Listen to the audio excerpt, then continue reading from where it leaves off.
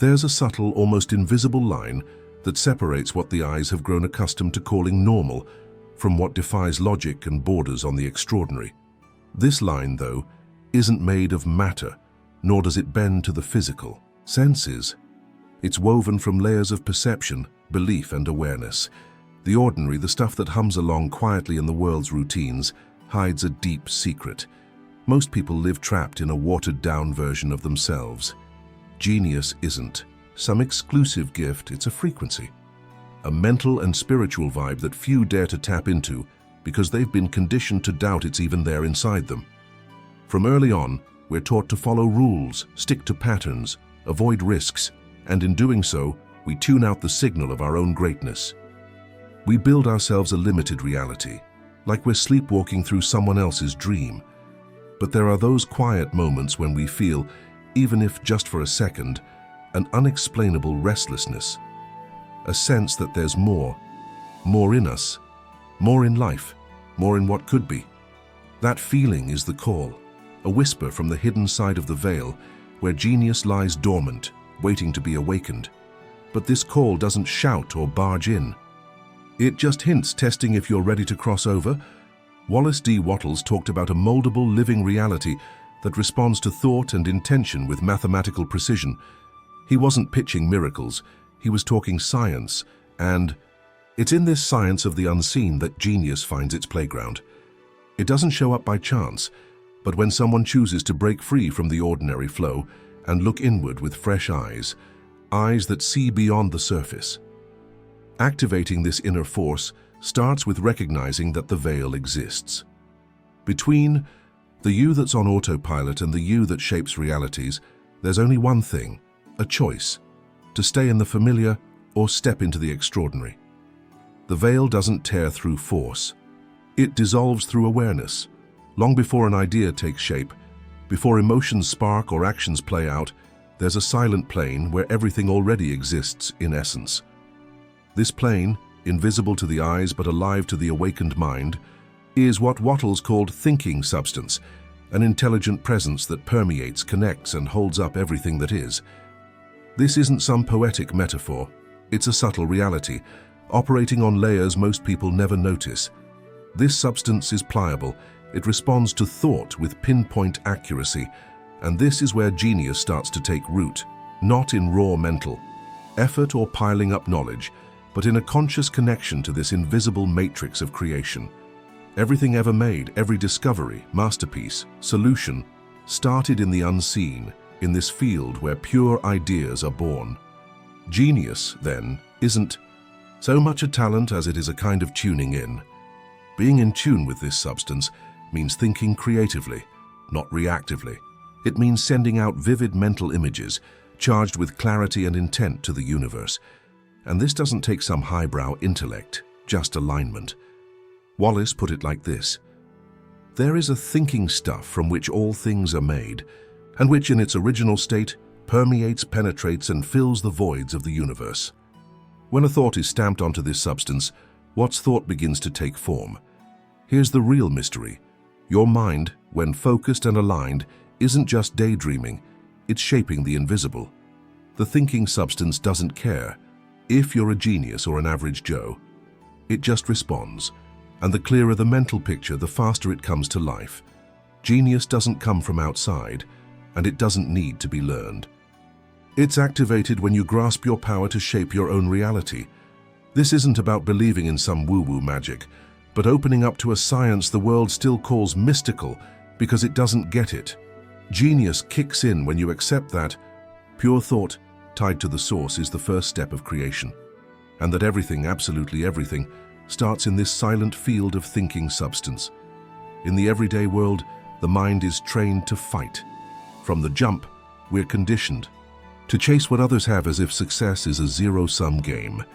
In that setup, competitive thinking rules, the kind that's driven by fear, scrapping for space, convinced there's not enough to go around, so you'd better grab yours before someone else does. It's a mindset that slams doors shut, burns out creative energy, and blocks genius from blooming. Wallace D. Wattles drops a game changer. Real power isn't in the fight, it's in creation. Creative thinking is the language of geniuses. It's the kind that sees the universe as abundant and knows the thinking substance, the invisible matrix of everything, responds with precision to those who create, not those who compete. When you operate in the creative zone, you don't steal ideas, copy fixes, or draw from fear of losing out. You tap straight into the source. Genius comes from this distinction. While competitive thinking keeps you stuck in the known, creative thinking pulls you into the uncharted. It's like walking through a forest where everyone's sprinting down the same worn path, but you choose to carve a new trail, guided by a quiet gut feeling. Creative thinking doesn't mimic the past, it shapes the future. And that creation happens in silence in the mental field before it ever shows up in the physical world. Wattles lays it out plain. Never get competitive, never covet what belongs to someone else. Get creative. Create what you want from the substance. That's the secret to unlocking your inner genius. It only sparks when your mind breaks free from the scarcity mindset and starts acting like a co-creator, not a competitor. It's a shift in who you are, from a taker to a maker, from a follower to a creator. And it's in this headspace that the substance responds. When you think creatively with clarity and consistency about what you want to bring into being, the substance starts rearranging itself to make it happen in your life. The world around you begins to shift, not because you fought for it, but because you created a new possibility. It's in this space where few dare to step that genius starts to take shape. The average mind ties willpower to brute force, to grinding effort, to an almost desperate push to hit a goal. But that's a shallow, limited take. Wallace D. Wattles drops a truth most miss. Real willpower isn't about forcing things, it's about guiding them. It's the channel through which the thinking substance flows, the direct line to genius. Focused willpower is like a quiet beam of light, cutting through mental fog, touching what doesn't yet exist, and giving it form. It's not about bullying the outside world into submission, but keeping your inner focus steady, solid, unshakable. Genius doesn't thrive in scattered chaos. It needs a steady mind, one that can hold a clear idea with consistency, even when the outside world shows no proof it's coming. Wattles puts it like this: you don't use your will to act on things, or people, or to make things come to you. The will is only for keeping yourself thinking and acting in a certain way. That means genius isn't sparked by controlling the outside. It's about self-control, a subtle but powerful discipline, keeping your creative thoughts locked in, not swayed by doubts, criticism, or distractions. Picture your mind as a vibrational field. When your focus scatters, the field weakens. But when your will zeroes in on one point, a vivid mental image, a goal you want to bring to life, the field gets stronger. That intensity ripples out to the thinking substance, which quietly starts shaping the world around you. Genius, in this sense, is the result of that inner alignment. So focused willpower isn't about force, it's a state of awareness. No anxiety, no rush, just clarity. And that clarity is what sets the ordinary apart from the extraordinary. A genius doesn't wrestle with the world. They focus, hold steady, and let it happen. Willpower becomes the bridge between the unseen and the seen, between the idea and its reality, between what you want and what you live. In today's world, noise is constant. It's not just coming from outside, it's mostly from within. Voices, random thoughts, pressures, fears, expectations. That inner noise builds a wall between the average mind and higher inspiration. And that wall is exactly what blocks genius from shining through. Silence, then, isn't just the absence of noise, it's the presence of inner space. And that space is crucial for the extraordinary to show itself. Wallace D. Wattles got the power of this silence. He knew the thinking substance responds best when your mind is open, clear, attentive. And that kind of openness doesn't happen in a restless head. A genius isn't the one who thinks the fastest, but the one who thinks the clearest. And clarity comes from silence. Not the silence of staying quiet out of fear, but the silence of emptying yourself to hear what's beyond. Genius is like a whisper. It doesn't barge in, shout, or demand, it hints. It waits for a clean space to settle in and reveal itself. And that space only comes when you're willing to slow down inside. In a world obsessed with excess, a genius values what's essential. While everyone's cramming their mind with more info, the genius clears it out to tap into what's already. They're just invisible. Creating that inner quiet takes guts. It means stepping away from the collective noise, the limiting beliefs, the autopilot flow. It's a return to the source. In that space, the purest ideas rise up, like they're coming from somewhere beyond reason. Wattles knew the calmer the mind, the stronger the mental image. And the stronger the image, the faster the substance shapes it. So if there's a soil where genius grows, it's inner silence. Not the absence of thought, but the presence of direction. That's where intuition, clarity, and creative drive are born. In that silence, the invisible starts organizing itself to become visible. A genius, contrary to what people think, doesn't live in constant turmoil. They dwell in a calm center where everything begins. There's a quiet portal between the visible and invisible worlds. It's not made of doors or words, it's made of images. Mental images crafted with intention and clarity, held with faith and feeling. Wallace D. Wattles was adamant. A thought, sustained and visualized with precision, is the direct bridge to the thinking substance. And it's across that bridge that genius starts to move from the unmanifested to the lived experience. Creative. Visualization isn't daydreaming. It's not some freewheeling fantasy. It's a subtle, almost mystical, but deeply logical technique. When you visualize with sharp clarity what you want to bring to life, be it an idea, a creation, a solution, a breakthrough, you're actually shaping the substance with the invisible hands of your mind. The image you hold in your awareness becomes a mold, and the universe, silent and exact, starts filling it with the stuff of reality. But this visualization has to be alive. It's not enough to think vaguely. You've got to feel it. See the mental scene like it's happening right now. Breathe in the vibe of something that doesn't yet exist in the world, but is already real inside you. The trick is holding that image long enough with emotional weight until it becomes so vivid in your mind that the outside world catching up is just a matter of time.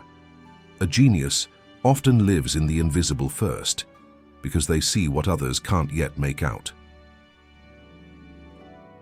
Wattles warns us, form a clear and precise mental image of what you want. Hold that image constantly in your mind with faith, purpose, and gratitude. That's the code. Genius doesn't just happen, it's sparked by this inner state of constant creation. And the clearer the image, the more energy it pulls in, the more connections it sparks, the more inspiration it stirs. Visualization becomes a rehearsal for reality. So if you want to unlock your genius, start with the invisible. Create from within, with calm clarity and certainty. See what you want, see the idea taking shape, see the creation finished, see yourself moving through it like a pro, and above all, see it with feeling. The thinking substance doesn't vibe with empty thoughts. It responds to thoughts that are alive, fueled by emotion. That's the level where the invisible starts to take form, and that's when genius begins to show itself. There's a gap between the moment you visualize and the moment you see it with your physical eyes. That's where most people give up, doubt, question, lose focus, and drift away from the genius that was already starting to come through. Wallace D. Wattles teaches that this gap shouldn't be filled with anxiety, but with faith. A rock-solid belief in the invisible, a quiet certainty that what you've created in thought is already coming to life. Faith isn't blind belief. It's not passive hope. It's active conviction. It's knowing even without seeing. It's moving like what you visualized is already real, even when everything around you says otherwise. Inner genius thrives in this kind of environment, a space where doubt is kicked out and certainty takes over. It's not about fooling yourself. It's about aligning with a subtle law that governs manifestation. The invisible always comes before the visible. Wattles puts it like this: by holding your vision with faith and purpose, you impress your idea onto the formless substance, which has the power and the desire to make your vision real. That faith is the invisible fuel of creation. And a genius gets this. That's why they guard their mind. They don't let contrary ideas mess with their focus. They walk steady in the invisible because they've already seen, felt, and recognized. The real before the world catches up. This kind of faith demands presence.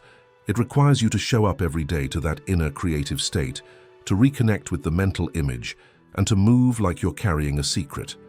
It's like keeping a flame lit through a long night. Most people give in to the dark. A genius doesn't. They keep the light burning inside. They trust not what they see, but what they know. And that deep knowing moves mountains quietly. So, unlocking your inner genius takes more than bright ideas. It takes steady faith. A faith that doesn't waver, doesn't bargain with fear, doesn't get rattled by appearances. Because the invisible is more real than what your eyes can see. And those who get this truth stop living just as thinkers. They become co-creators. That's where genius shines through, not as a gift, but as a state of awareness. Thinking, visualizing, and having faith are the foundation. But without action, the thought stays stuck in the ether. Genius doesn't just live in the realm of ideas, it demands movement, and not just any movement. Wattles calls it efficient action, the kind done with purpose, awareness, and a connection to the thinking substance. Efficient action isn't about rushing, grinding, or doing for the sake of doing. It's acting with total intention in the present moment, like you're following an order from within.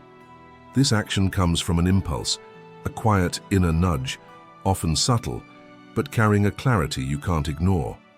A genius doesn't brush off this call. They recognize the impulse as precise guidance from the invisible field. While most people hesitate, overthink, doubt, or wait for the perfect moment, a genius acts. Not because they're dead certain of the outcome, but because they trust where that impulse comes from. Wattles says the thinking substance starts, organizing circumstances, connections, and opportunities the moment creative thought is held with faith. But it's action that seals the deal. The impulse comes as a result of that invisible partnership, and acting on it is an act of creative obedience, not blind submission, but a clear-eyed response to something bigger than ego, bigger than fear. Genius shows up when you act without chasing validation, without getting stalled by doubt, and without getting lost in endless options. You feel the direction and go. That simplicity in action is what turns inspiration into reality. It's what pulls an idea from the mental realm and plants it in the world with precision. Every efficient act, no matter how small it seems, carries the weight of something bigger moving through you. So if visualization is the seed and faith is the water, efficient action is the sunlight. Without it, nothing grows. Genius demands a path not just through elevated thoughts, but through decisions and moves that vibe with those thoughts. And when you follow that impulse with courage and presence, the universe responds, not as a fluke, but as a consequence, because the invisible always rewards those who act with awareness. The biggest lie we've been fed is that genius belongs to a select few, that it's some inherited gift, a cosmic lottery handed out at random. But that's just another layer of the veil hiding the real truth. Genius isn't a privilege, it's the natural state of being. Wallace D. Wattles suggests there's no limit to a person except the ones they accept as true. What keeps us from our fullest expression isn't a lack of ability, it's the habit of limitation. From the jump, we're shaped by systems that teach us to follow orders, memorize, repeat. Creativity gets clipped, intuition gets hushed, and our true identity gets chopped up. So genius hides, not because it's gone, but because we stop feeding it. The average person ends up living a life of reruns, buying into the idea that the extraordinary is only for a chosen few. But the truth flips that script. Every single person is a connection point to the infinite substance and can bring something unique into the world if they choose to. In this light, a genius isn't some rare breed. They're just someone who dared to be their real self. Someone who peeled back the layers of conditioning and got back to their core.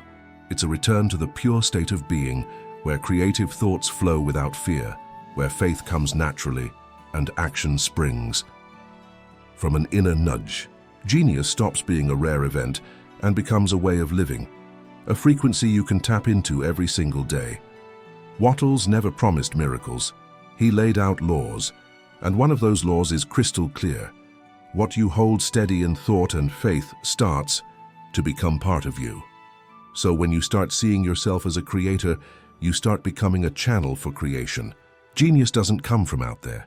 It rises from within like a river that's always been there, dammed up by fear, doubt, and playing it safe. The real journey isn't chasing genius in the world. It's remembering it's already in you. You just have to stop denying it. When you let yourself feel that state, even for a fleeting moment, something shifts, a sleeping energy wakes up. And in that awakening, you stop copying and start expressing. That's when genius stops being just an idea and becomes your nature in action. Unlocking your inner genius isn't a finish line. It's not a goal you check off or a single moment of clarity. It's the start of a whole new way of being, a kind of awareness that refreshes itself every day, with every choice, every conscious thought. Wallace D. Wattles pointed to this as a spiritual discipline, living constantly plugged into the creative source, knowing that everything visible started as an invisible act of awareness. Staying in that frequency is like keeping a flame lit in a storm. It doesn't need constant physical effort, but deep attention. The world will keep throwing distractions, noise, doubts, but a genius learns not to bargain with those interruptions. They know everything they need is already there, and all it too. Ganex is staying aligned with the mental image, the quiet faith, the precise action. They know the world doesn't shape their inner state shapes the world. At this stage, genius becomes a way of operating. The mind stops hunting. For validation, it creates. The spirit stops chasing safety, it trusts. And actions once driven by fear or duty become impulses tied to a higher awareness. That changes everything. Work stops feeling like a grind. Relationships turn into mirrors. Life becomes a fertile field where the invisible takes shape every day. This awakening never stops because the world is always trying to lull us back to sleep. That's exactly why a genius builds mental habits. Quiet but powerful. They don't live on high alert. They live in presence. They don't force genius to show up. They make space for it to flow. Living in this frequency isn't about escaping the world, but moving through it with a different kind of awareness. And that awareness spreads like wildfire. So don't wait for a miracle. Be the miracle. Turn your day into a canvas for creation. Remind yourself every day that your mind is a tool for shaping reality. The more you stay connected to the invisible, the more the visible starts to fall in line. Genius isn't out there. It's in you, waiting for space, silence, and direction. Now, keep going on this journey. There's more content like this out there for you. Videos that expand, provoke, and peel back new layers of the extraordinary. They're popping up on your screen. Pick the next step. Keep sparking what you've always been.